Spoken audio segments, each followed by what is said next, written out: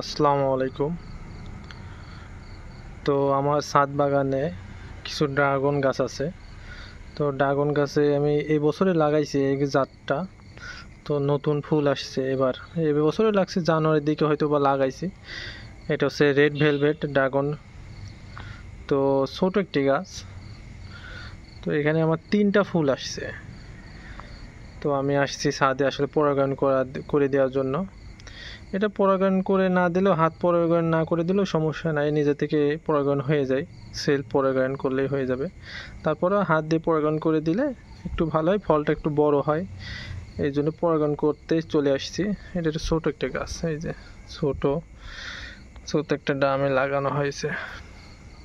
তো এখানে একটা ফুল ধরছে, আর এই পিছনে এই সাইডে একসাথে 2টা, এই দেখেন একসাথে 2টা ফুল ফুটছে।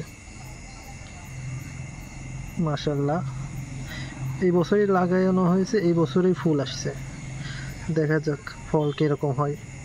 ছোট গাছ, আমি একটু কাছ থেকে দেখাই, যে 2টা কি সুন্দর, মাশাআল্লাহ। তো আমি পরাগায়ন করে দিব। পরাগায়ন করতে বলতে কি, আপনারা এই যে এখানে যে ছোট ছোট বিন্দু বিন্দু অনেক দেখতে পাচ্ছেন, তো এগুলো হচ্ছে পুরুষ ফুল, আর এই বড় হচ্ছে এটা হচ্ছে স্ত্রী ফুল। তো এখান থেকে পরাগ নিয়ে এসে এটার সাথে টাচ করাই দিলেই হয়ে যাবে।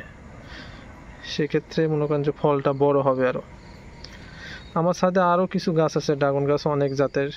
তো সেগুলো দেখাবো আস্তে আস্তে ইনশাল্লাহ। তো সবাই ভালো থাকবেন। আসসালামু আলাইকুম।